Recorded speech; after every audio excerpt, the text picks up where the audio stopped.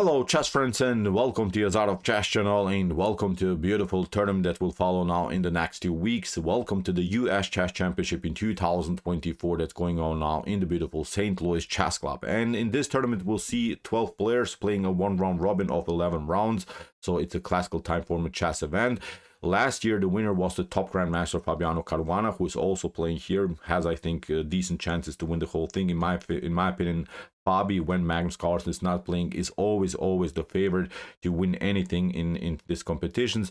But unfortunately for us, Hikaru Nakamura is not playing here. I would love to see maybe again a beautiful clash between Hikaru and Fabiano Caruana. But Hans Moke Niemann is here, Levon Aronian is here, Wesley So is here, Abhimanyu Mishra, the world's youngest grandmaster of all times, is also playing. So I think it will be an incredible tournament, and we're starting now with an amazing game from the round 3 that finished a couple of minutes ago between Hans Moke Niemann against Dominguez, Perez, Leinier. In my opinion, very a cool game here, in which again Hans Moke Niemann will spice up the game with a seemingly dubious line, with an aggressive line against Dominguez, Perez, Leinier's Italian opening. I think Hans Moke Niemann is always trying to do something in his games. That's why I cover many of his games, because his games are not boring. He's always trying to be aggressive. Sometimes it works in his favor, sometimes it's not, but I think his games are really cool, with very important strategic elements, but also with beautiful tactical shots in the middle game stage. So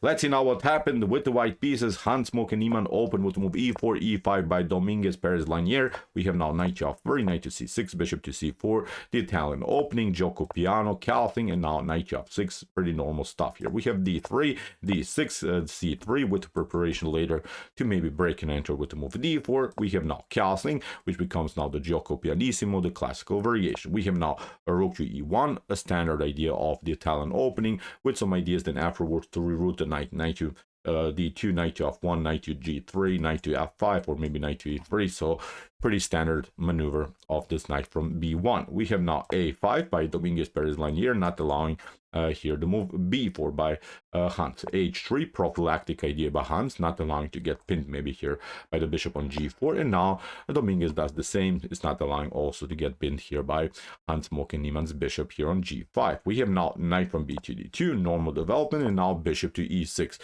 I would say again a standard idea of the Italian opening. Many times we see this competitions between the bishops in the Italian opening. You can of course take, then I think it's again a pretty equalish game, in which okay, black has a double pawn structure, but then has cool methods, I think, to break and enter in the center of the board. Hans plays now bishop to b5, which is still, I would say, the best continuation here for white, forcing, of course, maybe here reaction immediately by black, because there is also this positional threat to play bishop takes c6 and then mess up the pawn structure here on the queen side. We have now bishop to b6. Dominguez retreats now with the bishop, and now Hans uses this moment and attacks now the bishop with the move knight to c4, bishop to c5. Seems strange that Dominguez is playing now with the same piece in the opening so many times, but he provoked, I think, here a little bit Hans Moke Niemann's knight, because here actually Dominguez, Perez, Leinier wants to force also a strategic disadvantage maybe in white's position by giving up this bishop for a knight and messing up the pawn structure here on the c file. Look at how he did it. After move bishop to a4, he immediately gave up now the bishop for a knight, d takes c4, and okay, white has now this messed up pawn structure, but has, I think, again a great control of the d5 square.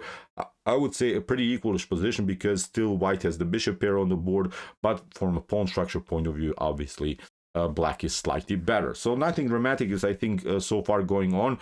We have seen similar, of course, maybe not the same position so many times, but I think there's not so much that can be done in the Italian opening or maybe in the Ruy Lopez immediately. You have to really find the best strategies, find the best course, find the best improvements of your minor pieces. So in the beginning, it's always a slow game, and then maybe if there are some tactics, then the position could explode. After d takes c4, now comes a beautiful move by Dominguez, Perez, Leinier, knight to h5. This move I really like, because it's quite a provocative move. Actually, you cannot play knight takes e5. Seems tempting, and it seems so that you could maybe win a pawn here in this tactical sequence, but actually with bishop to f2, it's not working because after queen to h4, king to g1, and now knight to e5, here I would say black is much better. Weak pawn on c4.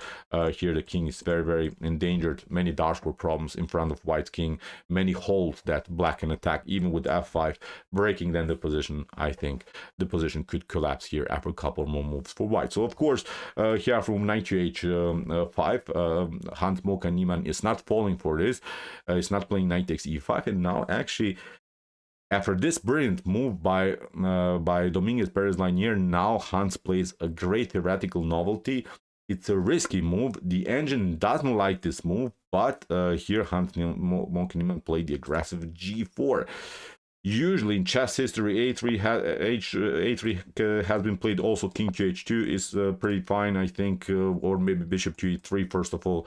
Sorry, king to h2, maybe not immediately. Bishop to e3, maybe competing also here against the dark square bishop. Also maybe knight to h2 is perfectly fine. Then knight to g4. Many options, but here Hans chose to play the most aggressive line with the move g4, and now the position is exploding. That's why I love, as I said, Hans's games, because he is always trying to mess up something. He's trying always to complicate things. After move g4, knight to f6 has been played here by Dominguez, Perez, Leinier, and now another follow-up here by Hans with the move g5. And again, the engine really doesn't like so much these moves. The engine says here black should be slightly better, but Hans probably had something calculated, and it's very hard now to find the best next move. The first move that Dominguez, Perez, Leinier played was pretty solid, of course. H takes g5, bishop to g5, and now a great counterattack also here by black, hitting the pawn on h3. Great moves, but now the next follow-up was really bad by Dominguez, Perez, Leinier, because here after move king to h2 that Hans, Moke, and Niemann played, now here black played knight to h7, and from this point on, again, I think white is slightly better. The issue about this move is that actually with rook to g1, white can build a beautiful attack on the g file. A better choice here, instead of knight to h7, was to play queen to e6. The issue in the beginning, I think, here for Dominguez, Perez, Leinier was that he was pinned, and he found a great idea how to get out of this pin, and now he could have stayed connected to the knight on f6, because there was always the positional threat of bishop to f6, and then g takes f6 would mess up again the pawn structure. But now the queen is again connected to the knight, and I think a pretty solid position. Then you can reroute the knight maybe here on g6, then you can maybe search again for the f4 square. This pawn is weak then on f2, so pretty good game, I would say, here for black. But after knight to h7, it's not so good, because here rook to g1, great move by Hans, Moke, and Niemann, and the issue is now there's not so much that can be done. For instance, if you try bishop to f2, you can sacrifice here with the white pieces of pawn. It doesn't matter, because we attack the bishop, you retreat, and then with bishop to h6, g6, look at this, knight to h4. You don't have to even pick up here in this tactical sequence the rook. You just continue the attack. You can maybe try even some tactics. Knight takes g6, rook takes g6, queen to h5 is also tempting. Rook to f1 will come, maybe even include the bishop into the game. So suddenly the activity of white pieces is almost impossible here to defend for black. So here bishop to f2 in this position after rook to g1 by Hans, Moke, and Niemann is not working. Also knight takes g5 is not working because of rook to g5, and you're trying maybe again this move bishop to f2, then queen to e2, and again bishop takes c6. Look at this, and now a different maneuver again by the knight to h4, and then knight to f5, queen to g2, and again I think black is getting destroyed on the g file. Look at this, there's not so much that can be done. Even a g6 doesn't help you out here, because knight to f5 still is working because of the activity of the rook on the g file. Then again queen to h5, maybe again this rook into the game. 4 or 5 pieces would dance here in front of black's king, so again a devastating position. So Hans found a brilliant move, rook to g1, bishop to f2, as we saw. It's not working. So now here Dominguez, Perez, Leinier is trying to get the queen back into the defense. Hans continues with rook to g2, tries of course somehow to build a battery on the g file. Knight to e7.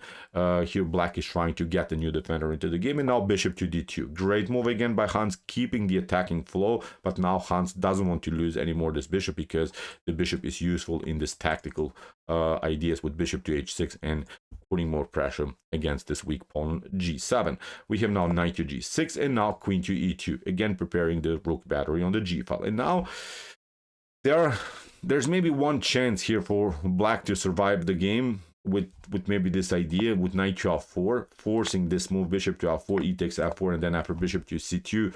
I would still say that this is a messy position for black, because of, again, the battery on the g file. Maybe then even e5 is working, liberating the long diagonal for the Eliasco bishop, then knight to g5, queen to h5.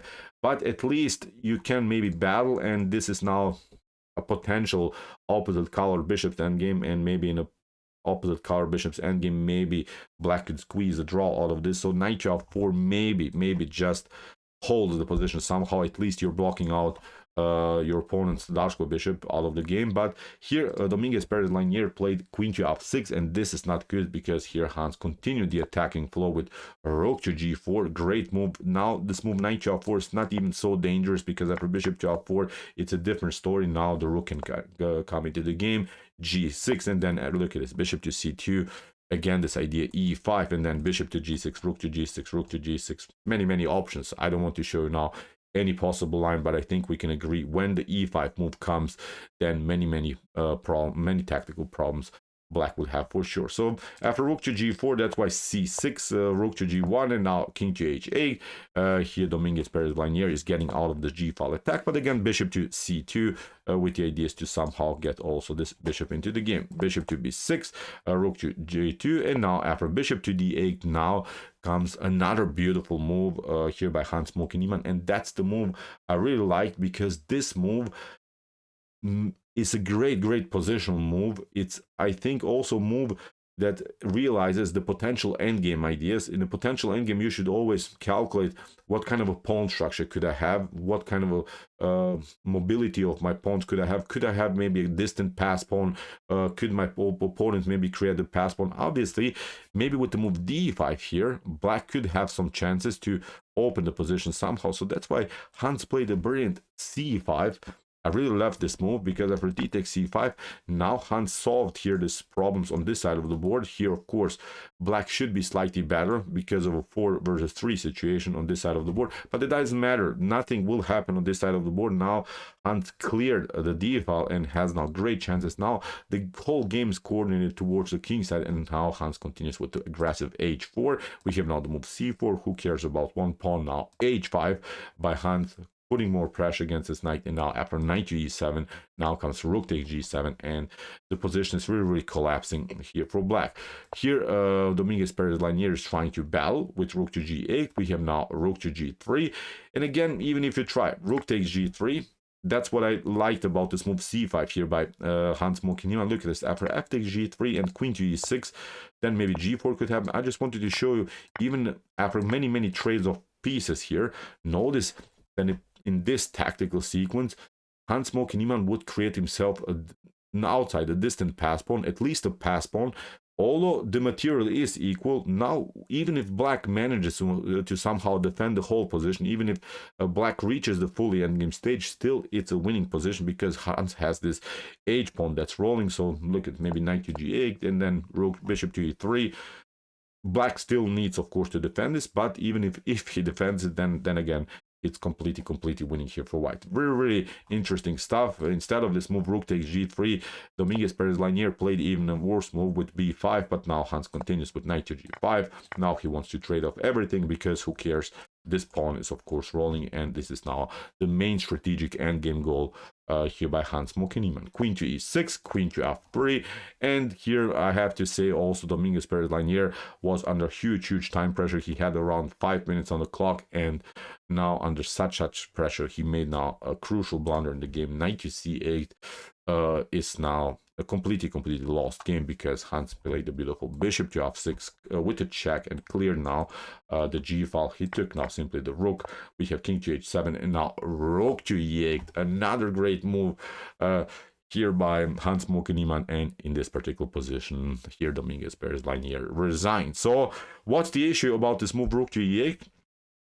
If you don't react, if you maybe step back somewhere with the queen, then maybe this pawn, this bishop could be lost. Even queen to f5 is working. So if you pick up now this rook with your queen, then actually you get checkmated. Look at this, queen to f5. Now we deliver check, and now queen to g7. Beautiful, beautiful checkmate it would have been. So after move rook to e8 in this position, black resigns. So amazing game by Moke and Niemann. Really, he's in top shape, I would say. Interesting, aggressive attack here by him with this g4, g5 stuff, all opening up now the g file. As I said, the engine doesn't like this, but sometimes you have to go for the attack because you see top GMs are making also blunders and mistakes.